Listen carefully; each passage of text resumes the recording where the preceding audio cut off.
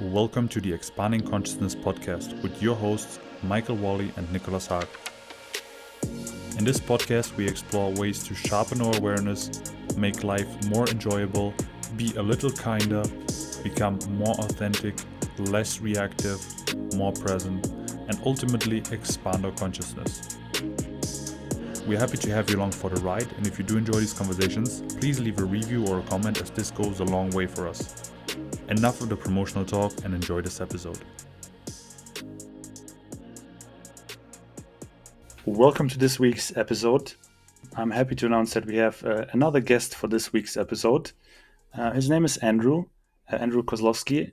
I think we have really a big overlap of topics we can talk about and we're interested in, and I'm happy to get into it. Maybe to give a brief introduction. Andrew exited his high-end IT job and is now a coach for sensitive people. He is very deep into meditation. He learned NLP, hypnosis, psychology, silver mindfulness method. He has some experience with the shamanic path, and he is potentially about to go on the Shaolin path as well. So I'm happy to explore these topics with him. And first of all, thank you, Andrew, for being our guest. Thank you for having me. It's a splendid opportunity to show the people that everything is possible, that if you want, you can transcend your environment, limitation, emotions, and go beyond your head and truly live the life that you're meant to live. Oh, and by the way, I'm actually already a Shaolin monk. I'm actually studying Shaolin way for quite a long now, and it's been a ride because the way they perceive reality is completely different to Western approach of life and their point of view. We are so indulged with the way we think with our left part of the brain that we tend to completely overanalyze things, and that disconnects us from the moment in which everything is possible. So our mind is our master and we are its slave. It is using us and we're not using it. So it is not serving us at all. Nice. Well said. I would say I agree with that statement. I do want to backtrack a little bit though, because I'm also curious. How did you start on the Shaolin path? Maybe if you want to tell us a bit maybe about your backstory and how did you arrive to the place where you are right now? Basically, I made all the mistakes possible that were in the book and some that weren't in the book. And through time, that became my experience. And I've been doing steps on this journey, step by step, building my foundations brick by brick. I've started very early my journey because I was blessed to cross path with one of the Enlightened Master. He was a practitioner of traditional Chinese medicine, and his spiritual awareness was to the point that once you breached his door, he eventually knew everything about you. And traditional Chinese medicine is very deeply rooted in shamanism, and that means it is act of observing what the reality truly is. So you need to go beyond your thinking, your senses, and your emotions, and then you can see what the reality truly is. But that takes you to empty your mind so it can be felt, like from the story that the cup can only be filled once it's empty. So I started very young and I've explored different modalities, different arts, and eventually the Shaolin way was the next step on my journey. So here I am. I really like what you say about, emptying yourself, kind of on a more practical level, just for our listeners who, are trying to go down this path themselves to some degree. What does that really mean to empty yourself?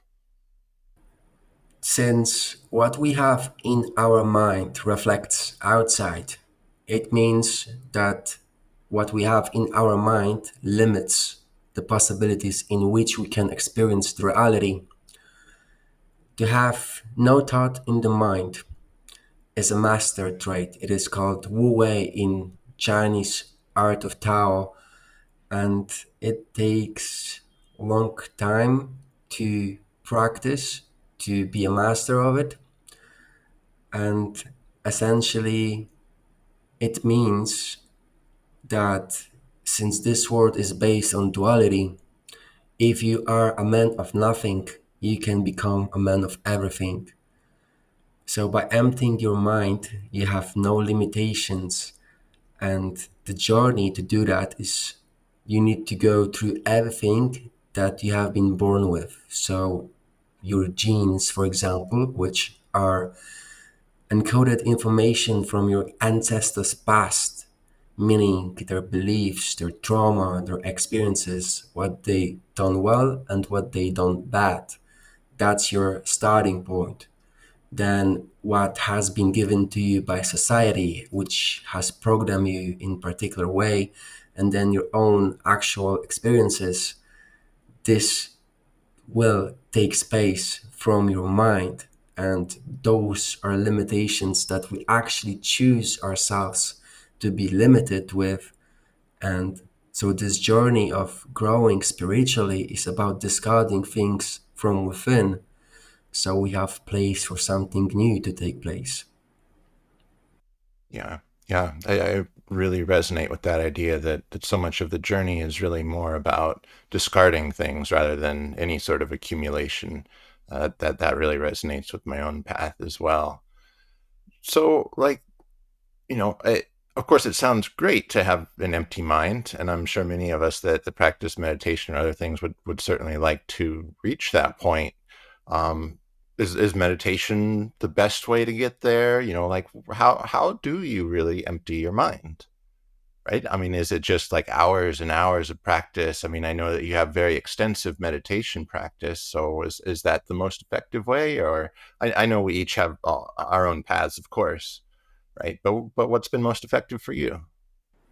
So you can travel to London by different means. You can take a train, you can take a car, you can even go by foot. And that means that enlightenment doesn't really choose how you achieve it. You can only slow down the process with your mind, because when you plan things, you're growing your ego, not the spirit. And there is actually an old story about this story about a monk that was once deep in meditation in a quiet monastery. And so he was cross-legged sit, and his master asked, "Hey there, what are you doing?" So the monk, serene, replied, "I'm meditating to find enlightenment." So the master, nodding with a grim smile, found some rocks nearby and started to polish them. And intrigued, the curious student asked, "Master, why are you polishing those rocks?" And smiling, the old monk shared, "I'm polishing these rocks so they can become mirrors." And wide-eyed student questioned, "How can a rock become a mirror?" The master laughed and answered, "How can one find enlightenment by meditation? You find enlightenment by living." And meditation, especially in our culture, is often misused. We see the tip of the iceberg, not what's underneath it. We don't know that most of the people that have found peace by meditation, they have invested countless hours in doing so. And what we don't do in our culture is that we don't teach about possible side effects of meditation. And there could be many, especially since if you're sitting without any movement, that could impact your energy flow, the blood flow. And if you are doing any advanced meditations when you are not ready, it could cause significant heat that could damage your organs. It is similar to way when you would be practicing one arm push-ups when you're not ready to do regular push-ups.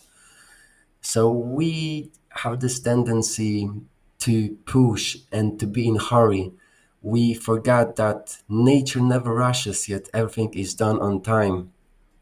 My practical advice for those wanting to start would be to open the energy channels in the body first by practicing China's martial arts, for example, Kung Fu, which would open the energy pathways and release energy that is pent up in the body.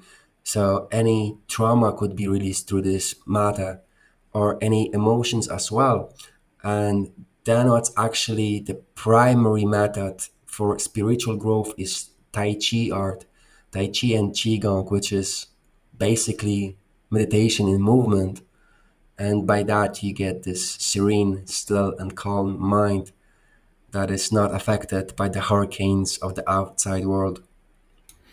I'm curious on your perspective on discipline. I have the feeling that some of these older traditions, let it be martial arts, let it be like advanced meditation techniques, or even in Zen Buddhism, for them, discipline and repetition, is very important to kind of get deeper on the path. I believe maybe for the Shaolin path it's the same, although I really know very little about it. Maybe you can correct me there. But yeah, do you think discipline is important, or can all of these things be achieved also without discipline? Maybe someone can, maybe it is possible. Although what Shaolin apprentice masters and grandmasters take very cautiously is discipline. And there is this saying where you don't practice Kung Fu for a day, it's gonna take you 10 days back. And it's very important to understand those art on very delicate levels. Hence, what is recommended is practice several times a day. And that is actually a lesson itself, because if you would be so focused on the goal, like we are attached to goals in our culture, like in fitness, like you would have the next personal record, the next selfie on the Instagram, you buy a scale to weigh your food, then that fitness is using you and you're depleting your energy. So that means if you want to grow consistently, you need to learn how to do it properly. And there are three ingredients of the movements that are necessary for that to happen: the proper movement, the proper breathing technique, and the awareness of the spirit that allows you to be energized by the movement. If that is lacking, that would deplete your energy and deplete your lifespan. So yes, like discipline, by being disciplined, you will eventually find freedom. Yeah. And how much do you spend on this discipline or practice a day? Just out of curiosity, I want to compare it like to my own meditation practice. So I'm always in meditative state, and this is a trap itself, because if I would plan I'm gonna train this and this, it would grow my ego and I would be depleted from energy. I train when my body tells me to train. I meditate like with different techniques, with esoteric Tao techniques, when my body tells me to do it. And it's usually several times a day. I don't really do much except working, training, learning, growing, and meditating. I explore the city, but during those times, I'm always in meditative state.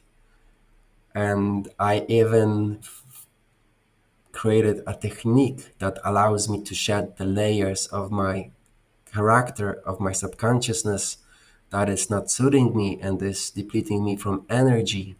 Because all this planning, all this, my ego, my goals, my attachment and cravings creates friction between me and the universe.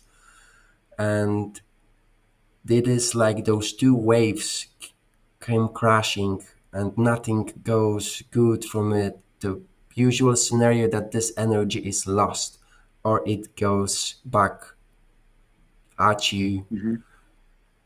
So by having no attachments, no cravings, you are absolutely free from any possibilities of experiencing pain. What you explained there regarding practice and being in a meditative state even while doing things reminds me a lot what Michael Singer preaches. I think he described it in a similar way that you practice meditation, but at one point you realize that you might as well be in a no thought state while doing things. Actually, our thinking mind is less necessary in everyday situations than what we might expect. Um, but I'm also curious, since you mentioned that you kind of created a framework or a process to get into this kind of flow state where you don't create friction anymore with I don't know, the flow of life, Mhm. which sounds like a very interesting idea. But could you share a bit like how would that work or how your technique is? So this is something that has rooted a pattern that is triggered, which has been embedded in the subconsciousness for me to shed layers of my character, of my beliefs.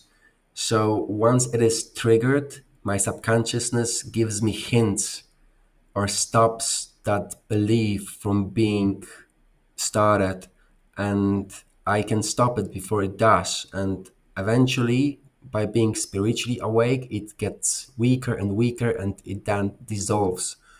So it is a constant process. You need to be aware all the time. So this is why you cannot really plan, because if you plan, you're losing what you have right now, and you might think that this is good that you're meditating, but that you're gonna meditate in the evening, but you're losing the time that you have right now, which you could be meditating, in which you could be spiritually awake. And the method is very simple on the deeper state of the mind that you can achieve basically by slowing down the brain, which works very much like computer. It processes data, you can use it to make decisions, but unlike other computers, it operates on different electricity.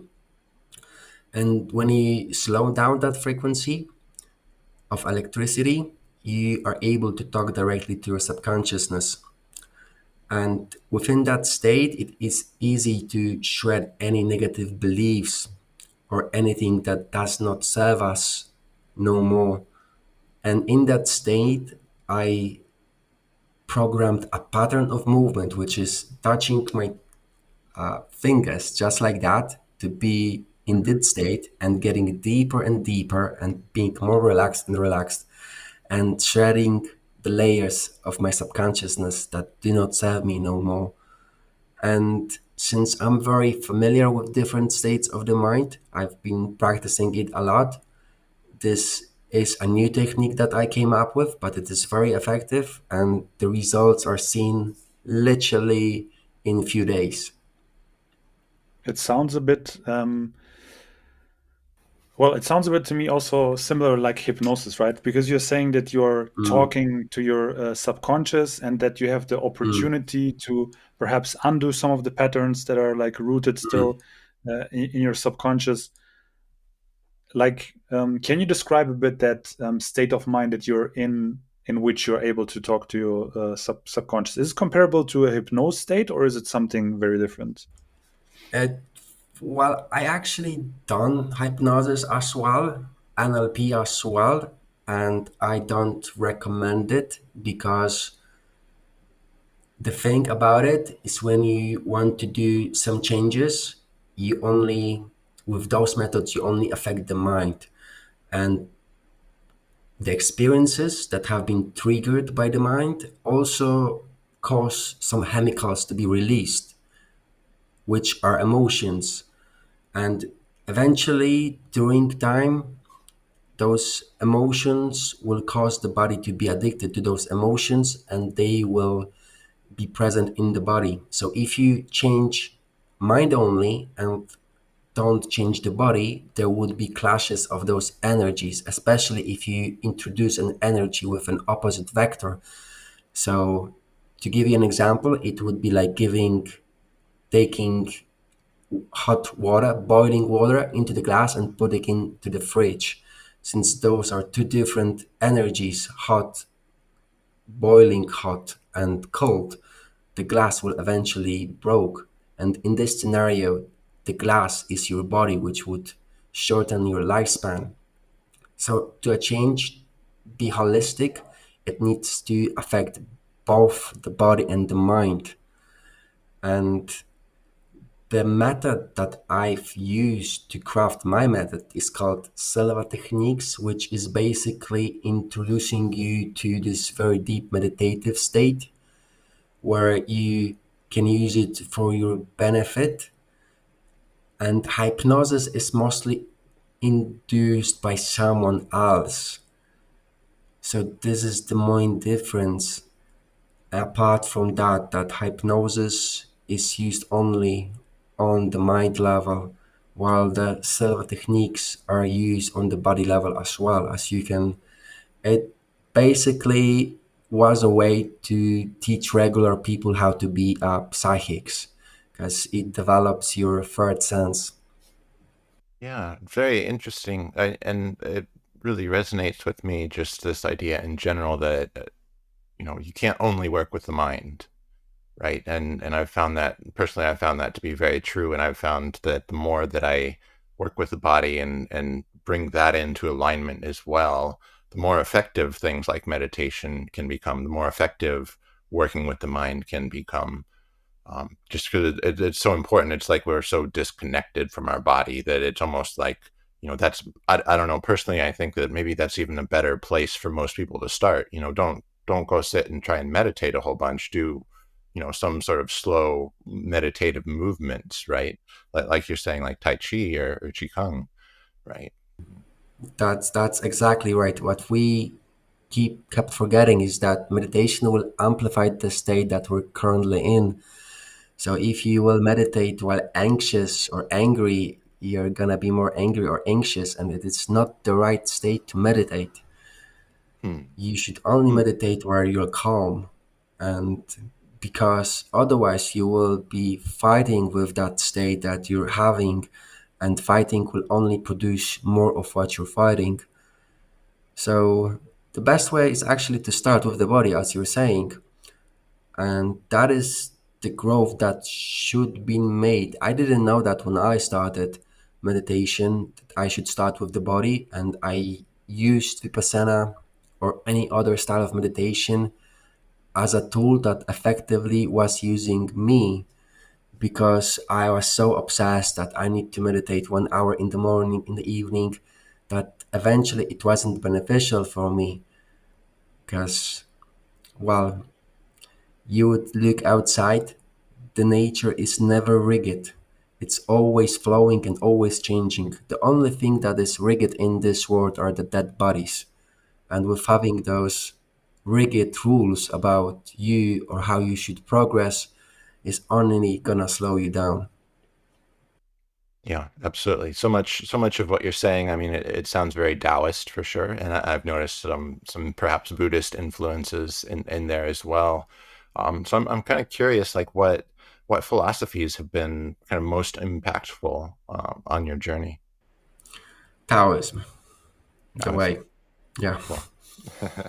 Yeah, I certainly recognize it in so much of what you're saying. I think I even caught, some quotes in there here or Mhm. there. So yes, very good. So in particular, out of curiosity, like Tao Te Ching or just Yes. are there any? Okay, yeah, yeah, perfect. What's your favorite translation? So I have a story about this book because I've read it the first time when I was 16 because there was all hype about it and I was too stupid to appreciate it. So I just read it in like an hour or so and I just left it be. But then like I don't know, maybe 1 year or 2 year ago, I become really obsessed with it. I was listening it on audiobooks like crazy and always learn something new. So you just need to invest time with it, and it's gonna be really life changing. Like the master never tries, never does anything, yet everything is always complete, which is fascinating that we as a humans think that we need to struggle when achieving things, which is only in our head. But when we let go of our expectations, it's gonna be, we're gonna allow the universe to work in our favor. Because if we think we're gonna get it in that way, it would happen long time ago. So it means we don't know how will we get it, and we just need to stop impacting the reality with our thoughts because it's gonna hinder the process. Hmm. Yeah, yeah, that definitely resonates with me. Um, I'm curious, how do you see emotions fitting into this? So we've talked a little bit about, needing to quiet the mind and also reconnect with the body. Where do emotions fall in? How do you Mm. relate to emotions? So emotions on this path of growth, when you discard things, emotions are a vital part because you need to experience yourself through whole gamma of emotions so you can see how you act in different of them.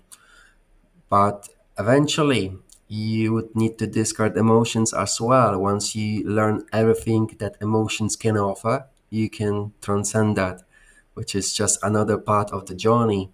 And when there is emotional imbalance, it's gonna impact the internal organs, which are heavily correlated with emotions. Like fear is related to kidneys, or anger is related to liver, or heart with too much joy and laughter. So even joy and laughter can be a positive thing when there is too much of it.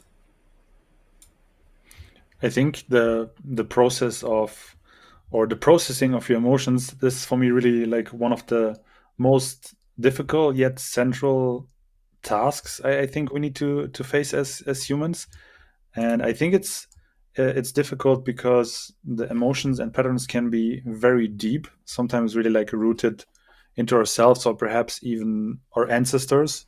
I don't Yes. know exactly how that works. I don't know. Do you how do you deal with that? Did you ever like? Is it easy for you to just release those emotions? Do you get somehow stuck? Also, sometimes, how does that go for you? When you refer to the ancestors' emotions, it's usually very deep, which is called like original sin, a karma, or expression of the gene, epigenetics.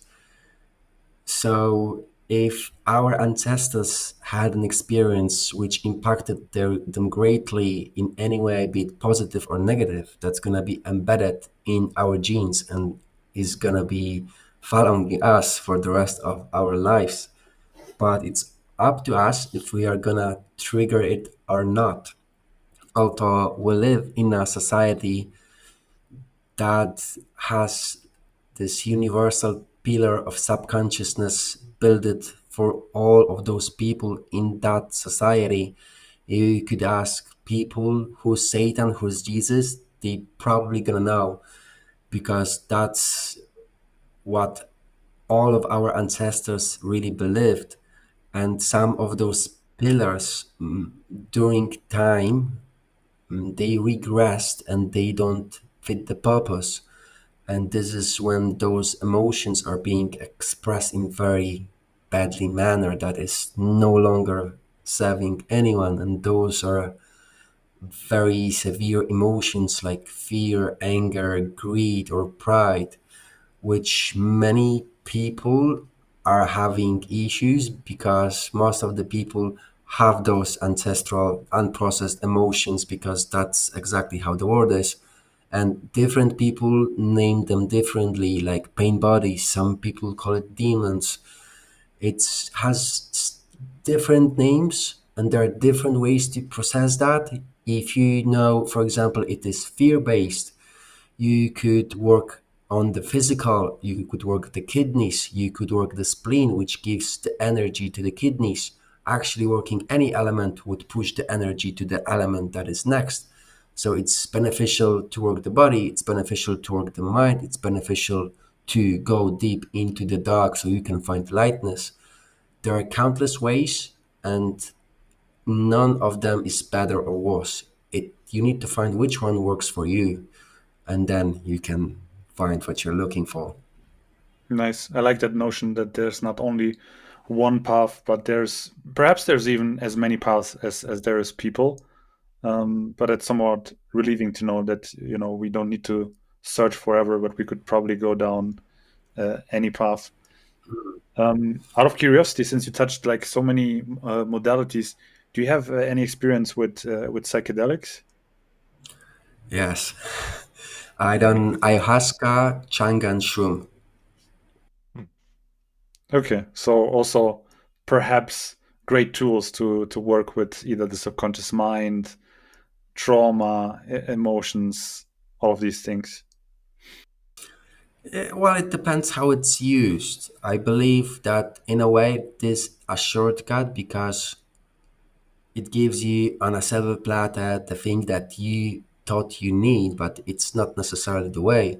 If you go back to how this world is built, like there's duality, there's day and night, that day transforms to night and night transforms to day.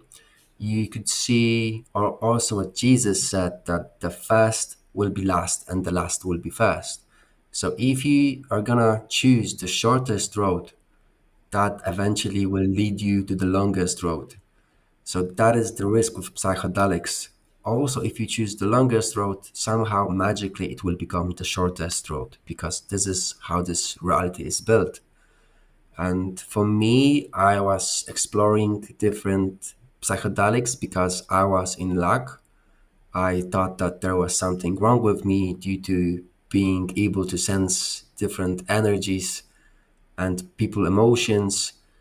And since I was the only one, I thought I was crazy. So I was searching for this holy grail to make me whole again. And eventually come up into ayahuasca. But at that time, I was pretty much testing a new thing each month. And I believe it was holotropic breathing the month before, which is also works with those pent up energies and emotions.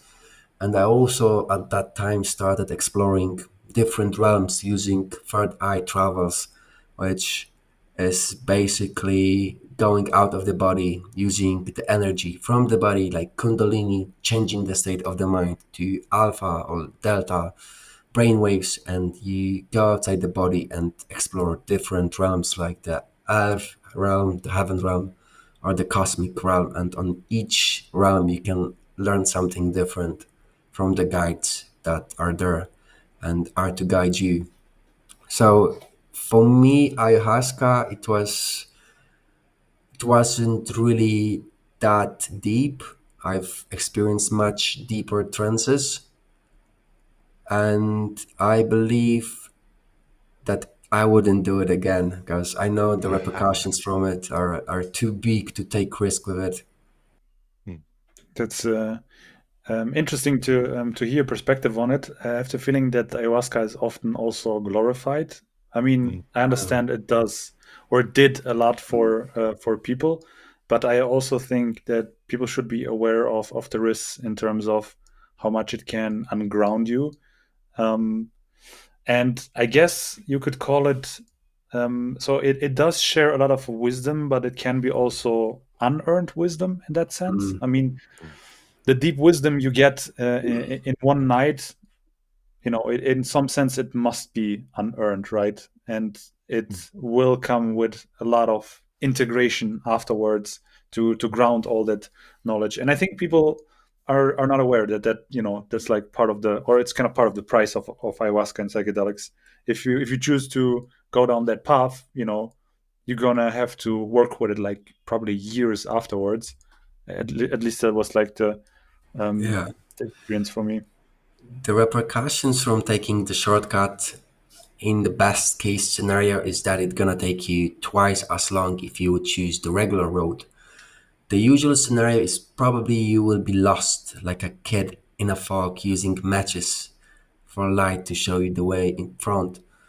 And if you are wondering, if you're listening to this, should you do ayahuasca? The first thing to notice is that in our culture, there aren't many shamans that can work with that energy, and it is very, very powerful energy and doesn't take kindly fools. If you come unprepared or in a bad state of mind, it will devour you literally, because that is an old spirit, and that spirit usually eats people's souls if they are not in alignment with her. So that's something you need to be aware, especially if I've seen it many times when people took it very lightly, and the consequences were for life. You won't get away from it, basically. Hmm. Hmm. Yeah, I think honestly with psychedelics, um, it it's like potentially a lot of the same consequences as meditation, right? Approaching that without really kind of doing your due diligence, but obviously magnified quite Mm. significantly and in a much shorter period of time. I kind of want to almost play a little bit of devil's advocate. I know when I first started dabbling with psychedelics, I did it seeing it more as like a panacea. I did it a lot, and I definitely found myself very lost many times. I also found myself at times feeling like I understood everything and it was all done. And, of course that didn't last, right? And I still find that I'm still integrating so many of even those early experiences. There's so much that I learned that I haven't really fully embodied. And I think so much of our path really is about integration and alignment, right? Like we can learn all of these theories, we can learn Taoism or anything at a theoretical level fairly easily, but then to actually embody that and live that way and live that way in alignment with our entire being is another thing all in and of itself. It's much more than simply learning it. It's a completely different being. And I'm not against ayahuasca, or I'm not praising ayahuasca.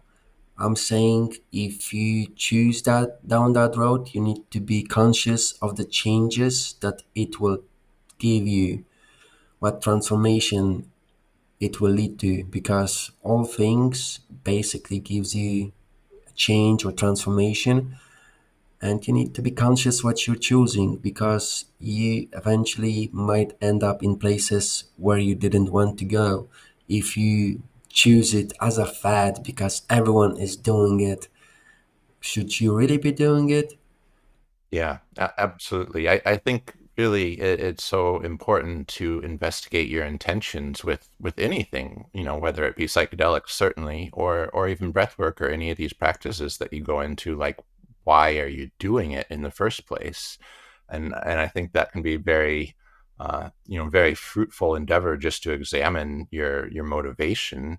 But I think it can also be hmm, very useful reflection, just to be like, okay, maybe I'm not doing this for the right reasons, or maybe, I'm trying to fix something that maybe doesn't need to be fixed or isn't actually broken. Yeah, everything between heaven and earth is perfect and doesn't need to be changed. Once you realize that there will be no friction in your head between you and the reality, and that comes with realization that nature doesn't make mistakes. You have been born here consciously to grow through your limitations and to do your work that have been chosen for you to do. So this is it. The most important thing I would believe is faith. Faith itself is a multiplier. Any method you can choose, if your faith is strong enough, there is no need for method at all. You can just operate on faith.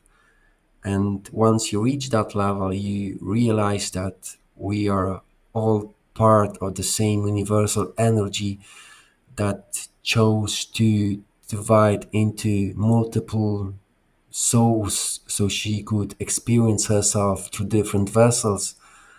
And we are just experiencing ourselves on her behalf. And when we eventually do the process to discard everything that we have come attached to during this life, we will again merge with this energy, and we will be having a blissful existence through immortality. You're touching kind of enlightenment there, I guess. But you also mentioned earlier that you already crossed paths with some enlightened masters. I'm always curious, like, what was that experience like? Like, how did you? Was it just a knowing that these people must be enlightened? How was it meeting those people? So we're different, all of us here. And it's not only our genes, society, the color of our skin, how we talk, our countries, or our hobbies. We come here on a different incarnational level as well. And we can be born up to 7 different incarnational level. The first few are about survival of the body, of your species, of your mind, and then actual spirit growth happens. So you go through reality through your emotions, then you see the reality for what it truly is, and then you need to discard all of what you have gathered through your journey living as a human. And if you would be able to do that, reach a state of holiness, that would be already a level above of what you can be born here. And if somehow you are lucky or are not pushing anything, then you reach this state where there is so much energy created within that. This stage I refer to eternal gamma, that you don't really care what happens to you, what you're doing, what day is it. This is just that eternal bliss. And eternal gamma is, I mentioned before that our brain works on different frequencies. Usually it's beta for us, which is around 20 hertz. And the lower we go, usually it's beta. The one exception, it's gamma, when we are so hyperactive that it is a completely different state of being. And once you release so much energy, and it can be that energy that is released from your ancestors' negative emotions, from those genes, that it brings your mind to those levels where you feel just joy living. It is that what is called enlightenment.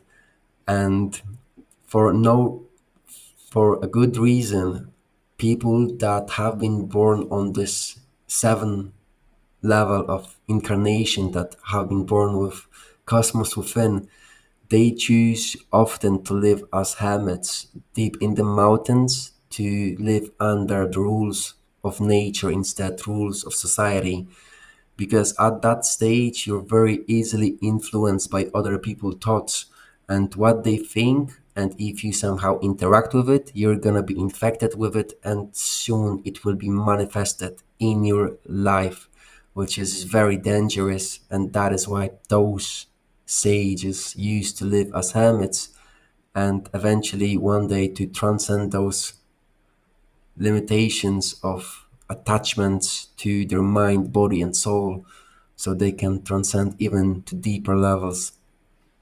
Hmm. So I'm kind of curious about your thoughts around like asceticism or renunciation, and like you're saying, going and living like a hermit. Do you see that as like a necessary step on the path, like removing yourself from society, or do you think that you can also advance while staying in society, while keeping your job and maintaining your family and other such worldly responsibilities? You can do absolutely everything. If you think you can do it, you're able to do it. The people that chose this life, or for example life as a monk, it's obviously gonna progress your spirit growth much faster, and not only your own growth but your family as well, because your field is interconnected deeply with your family members. If you're able to transcend, for example, a pattern that is impacting members of your family as well, And if you're able to do that, sooner or later they will transcend it as well. So to be a part of a monastery, it's a great privilege for people in Asia, and they take it with very good emotions. And it's a great honor to be a monk because they are helping their families, whole families, by devoting their lives to spiritual growth. But most importantly, I believe it depends on which incarnational level you have been born. For example, if you are experiencing yourself through the lenses of different emotions, it might not necessarily be wise to go live in the mountains and don't interact with people at all.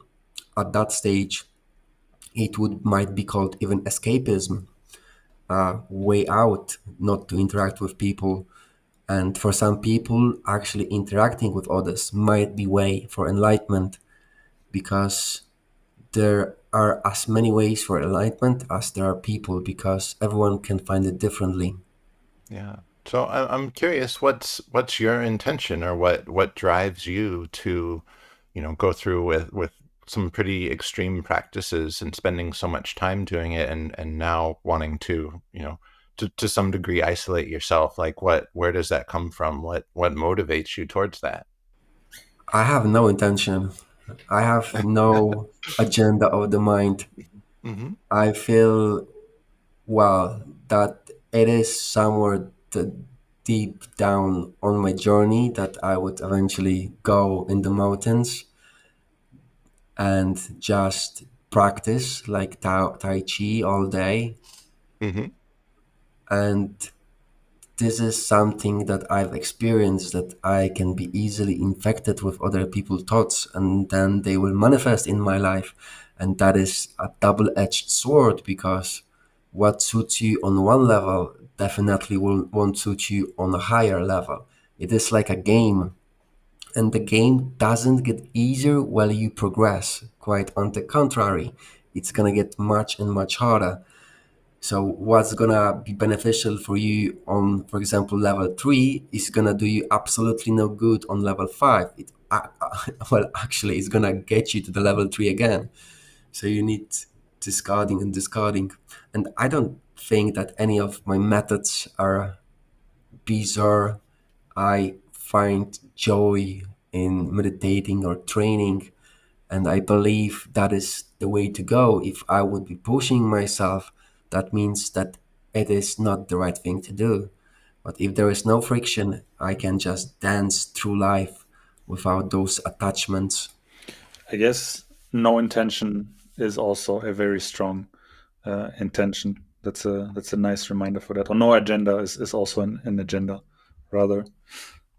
I have one, perhaps maybe a bit more philosophical question. But so now you laid out all of these tools that we can use to sort of progress and let go of control and live more in the moment. I think there is a rise in interest in spirituality, like around the globe. There's certainly a rise in like psychedelics use. I mean, nowadays you don't even have to travel to South America anymore to take ayahuasca. You can do it like in Europe, perhaps in Yeah, Thailand. I don't know, but yeah, you almost, can. yeah, almost anywhere. And so it feels for me that there's a rise of people who are progressing, who are like depatterning themselves, deconditioning themselves, who are waking up, if you want so. Yet, on the other hand, I have the feeling that society's programming is as strong as ever, with uh, like social media is a complete new beast that we are dealing with, and with all these tools that takes um, patterns people even faster than I think was ever possible. Um, what's your stance on in what direction does it go at the moment? Do you feel that that the people waking up at the moment are kind of enough to move all of society and all of humanity? I believe that the changes we are experiencing right now are not really changes at all. It's just a bit different. The graphics have changed only slightly to confuse us to the point that it is something different, but truly the energy is the same. And to what you said, we are truly living in an age where we have never been so free yet enslaved so much. We're bombarded with information from all directions to the point that we cannot really process all of that. And that itself makes us more and more anxious. And when we are more and more anxious, it impacts not only our bodies, but this electrochemical field around us, which is used for creation or healing or any changes in your life. And when it's weak, you're gonna get sick. You won't have chances to change your life basically, because you spend up all your energy browsing Instagram or Facebook, and those spikes of dopamines have made you addicted to those juice that is running through your veins. So what I believe and what I have observed, that history doesn't really change. It just changes the graphics, and it creates countless possibilities for us to grow through those experiences. What's a pitfall on this journey is that we could plan our growth, which would grow our ego, and that is a pitfall in itself. And the higher your growth, the easier it is to fall because the traps aren't that obvious. So we have been struggling with this as a society because we got so drunk on those new information, new modalities from the East, but we forgot that those people have been practicing it for ages.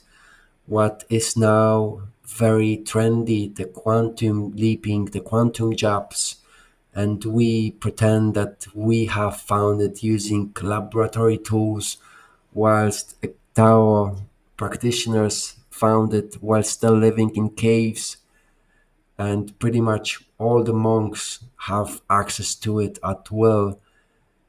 But we think that using our mind have found it, and using our mind to understand reality is counterproductive because you can only understand so much using this tool, and eventually you will need to discard it to go beyond the senses to see what the reality truly is.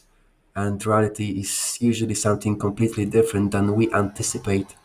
I found long time ago that most of my beliefs are wrong, and since I have been so attached to those beliefs, I'm gonna be in pain when I realize that I was wrong, or that when somebody proved me wrong, I might even try to fight them. And when I realized that, I was able to let go and discard those beliefs. And there are still many others, but at this stage, I'm not attached to them at all. I would be willingly discarding them. I would willingly discard my mind because I know if I discard something of that much energy that I invested into, I would receive something of greater value in return. So this is the way of life. If you are not willing to let go of something, you will be forced to let go.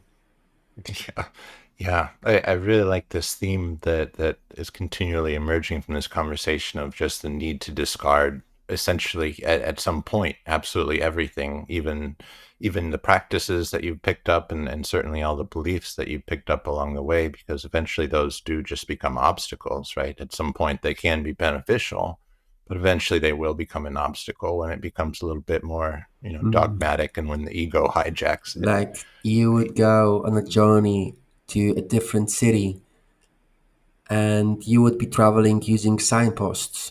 So those signposts will get you to that city, but once you're in that city, you need to discard those signposts. And if you want to go even farther to another city, you need to find different signposts that will get you there. But once you reach that destination, again, you need to discard what got you to this level so you can go even further beyond.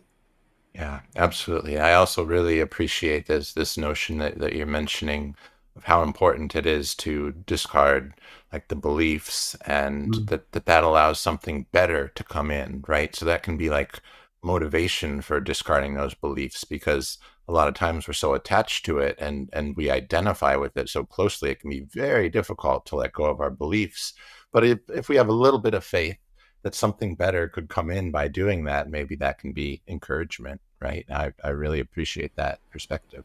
We need to step willingly into the unknown, because this is the realm where everything is possible.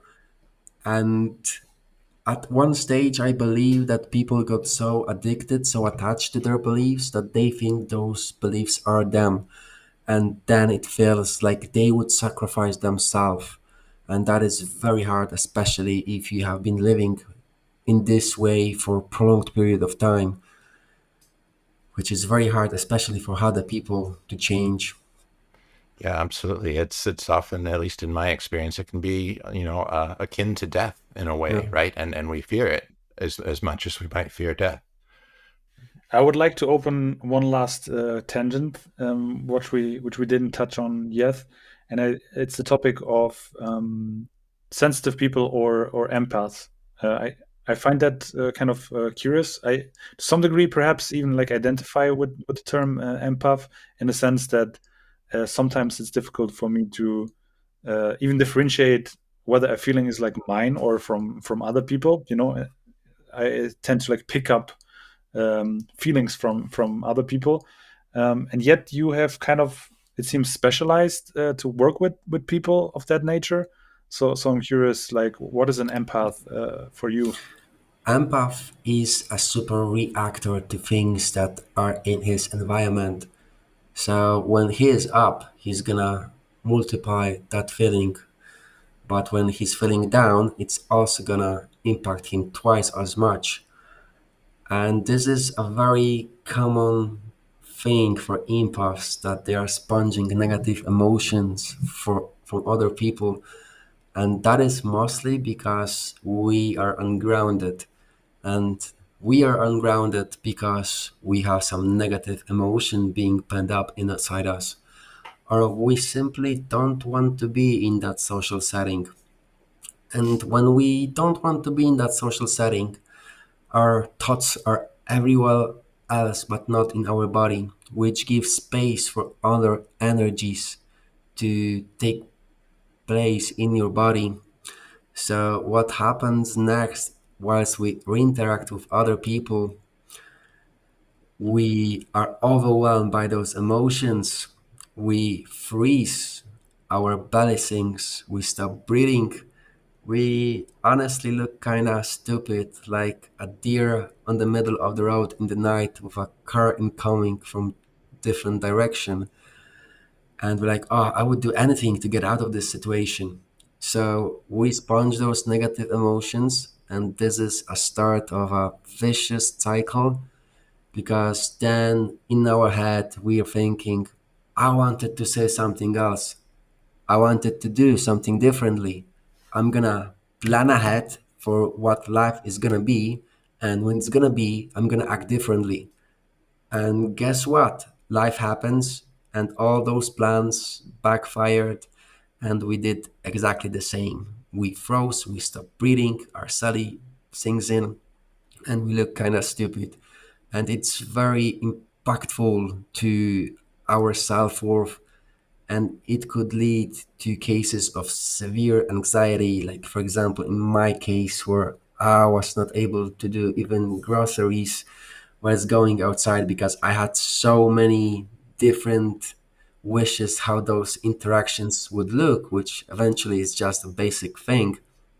And I just overthought this to the point that it was a nightmare. So this is a very common thing, which starts mostly with being ungrounded to our emotions, to the fact that we don't want to be there. We are overwhelmed with our thoughts. And the basic solution, like which you could implement right now, is find an activity that you like that will get you grounded. The routine concept of martial arts is highly beneficial. Like you would be grounded all the times with some extra benefits that since there are so many nerve endings in the food, it would massage your internal organs and promote your well-being. So rooting is like a basic concept in Chinese martial arts, which we tend to overlook, but it's very helpful for empaths. Any shadow work is also highly effective if you want to transcend those limitations. Or you could also go to me where I have this technique, which basically is a programmed pattern that makes you immune to negative emotions, energies, suggestions, beliefs, or frequencies. And it takes only a couple of days to learn, and it works like a charm. And then you might notice that something is not from you, and it's just gonna amuse you and get you in the good spirit. So that is basically what an empath is. Yeah. I have the feeling that those things that you listed are maybe an attempt of people that they developed in their childhood to solve perhaps the family situation that they have been in, and it was for them somehow beneficial to be like, highly aware of the emotions in the room, because I don't know, maybe it was necessary for their survival. Yet later in life, this becomes kind of an impediment, like in all these ways that you Mm, described, and that you develop things like, okay, then I'm trying to control my environment and think about all the ways, mm, I don't know, social interactions could go and so on, which is not helpful at all, I suppose. But um, so that's kind of the how they are formed as a reflex of like people pleasing. But I do think, reflecting on it, like even in myself, that there is also inherent value in this, let's say, personality trait. Like it is also, like, it is also a blessing in a sense that I'm able to sense the emotions, and in that sense, perhaps also I'm able to connect with people in a very natural way, so to speak.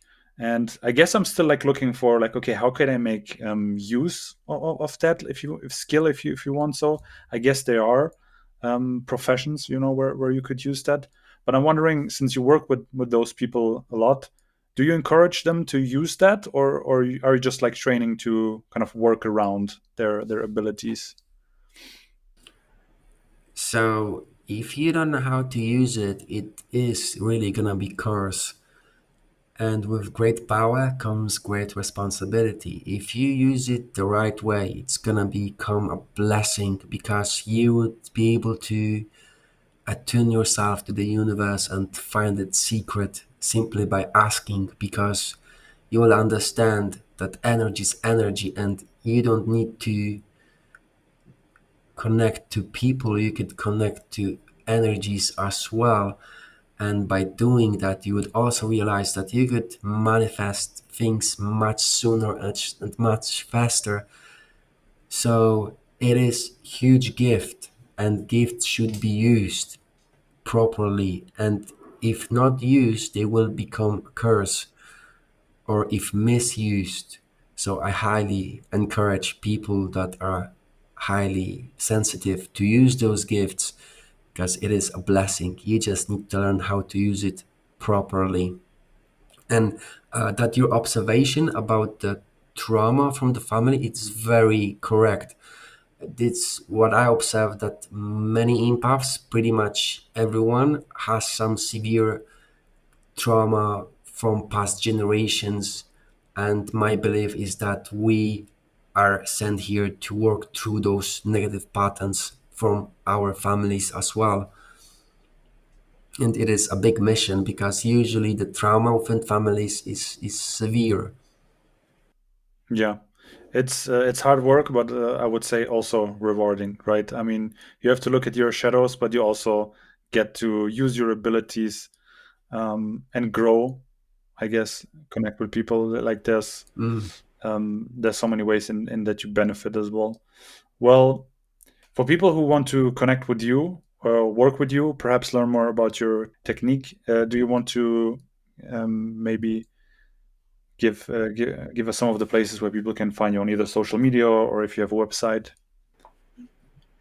Sure, that would be awesome. So, if what I'm saying is resonating with you and you're in fact feeling overwhelmed by social settings and you're struggling to set boundaries or you're just tired of absorbing everyone else's emotions, and if that's you, just know you're not alone. I've been there. I faced the challenges.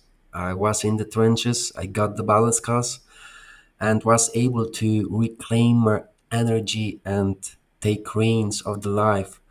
So I believe together we can change it for you as well. And you can find me on Facebook or my page courage-catalyst.com, or on Facebook page, which is Facebook/empath catalyst, or your courage catalyst as well, since I have two pages. And I believe anyone can do it with the right guidance and the right practice. The sky is the limit, and you don't need to choose this life of a shell existence when you're being used as somebody else's extension of their minds or egos, or where you're this people pleaser, or you give people the benefit of the doubt only to eventually find later on that you have been used once again.